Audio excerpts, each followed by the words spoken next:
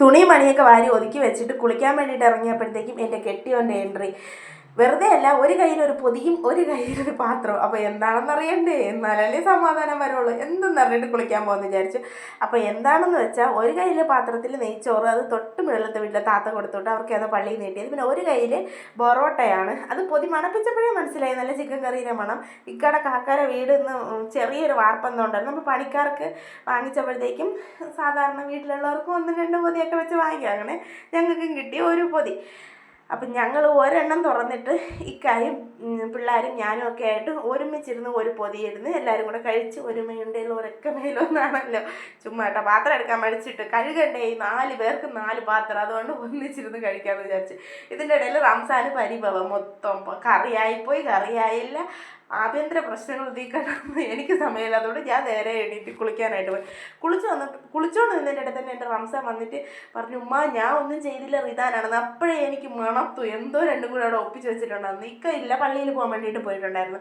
തിരിച്ചു വന്നപ്പോൾ റിദാൻ്റെ കള്ള നിപ്പും എല്ലാം വെച്ച് ഞാൻ മനസ്സിലാക്കിയപ്പോഴത് ഇവർ രണ്ടും എന്തോ ചെയ്തെന്ന് എനിക്ക് മനസ്സിലായി. നോക്കിയപ്പോൾ എന്താ, റിദാ മേശയിൽ കസേര ഇട്ട് കയറി ഇരുന്നിട്ട് തലയിൽ തേക്കുന്ന ജെല്ലെല്ലാം വാരി അവൻ്റെ ദേഹം മൊത്തം മേശ മൊത്തം വാരി വിതറിയിട്ടേക്കും. ചോറ്, ആ പാത്രത്തിൽ തന്ന ചോറ് ഞാൻ ആ മേശപ്പുറത്ത് അടച്ച് വെച്ചിട്ട് പോയി, അതിനെയൊക്കെ വാരി വിതറി വെച്ചേക്കുമായിരുന്നു കുറച്ചൊക്കെ. പിന്നെ മേശയൊക്കെ തുടച്ച് വെച്ചിട്ട് നേരെ ചോറിന് കറി ഉണ്ടാക്കാൻ വേണ്ടി അടുക്കളയിലോട്ട് പോയി. ഞാൻ രാവിലെ പറഞ്ഞു ചോറിന് കറി ഉണ്ടാക്കിയിട്ടില്ലായിരുന്നു. അപ്പോൾ ചിക്കൻ കറി ഉണ്ടാക്കാമെന്ന് വിചാരിച്ചു. നോക്കിയപ്പോൾ ഇഞ്ചിയും പച്ചമുളകും ഇല്ല. ഇഞ്ചിക്കും പച്ചമുളകിനും പറഞ്ഞുകൊണ്ട് എൻ്റെ കെട്ടിയൻ ക്യാപ്സിക്കം മാത്രം മേടിച്ചുകൊണ്ട് വന്നു. അത് വെച്ച് ചിക്കൻ കറി വയ്ക്കാൻ പറ്റത്തില്ലല്ലോ.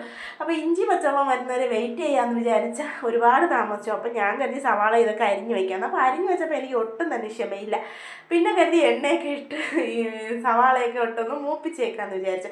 ഇന്ന് ഞാൻ കുറച്ച് സവാളയും കുറച്ച് അധികം ചെറിയ ഉള്ളിയും വെച്ചാണ് കറി വയ്ക്കുന്നത്.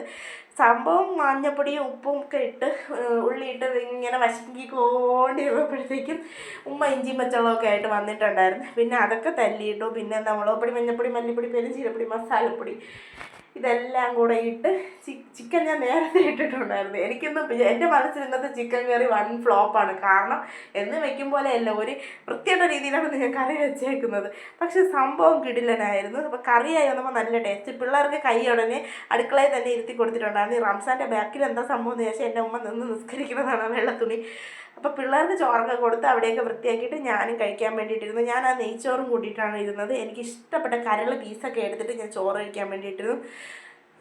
ഇത് പറയാൻ പാടില്ല കേട്ടോ, നല്ല ടേസ്റ്റ് ഉണ്ടായിരുന്നു. നമ്മൾ ചില സമയത്ത് വേണം എന്നുള്ള രീതിയിൽ വെക്കണതിനേക്കാളും നല്ല ഇതുപോലെ വേണ്ടാന്ന് പറഞ്ഞ് വെക്കുന്നത് നല്ല അടിപൊളിയായിരിക്കും. അപ്പോൾ അത്രയുള്ള വീഡിയോ ഇഷ്ടപ്പെടാൻ ലൈക്ക് ചെയ്യുക. Tata bye bye, see.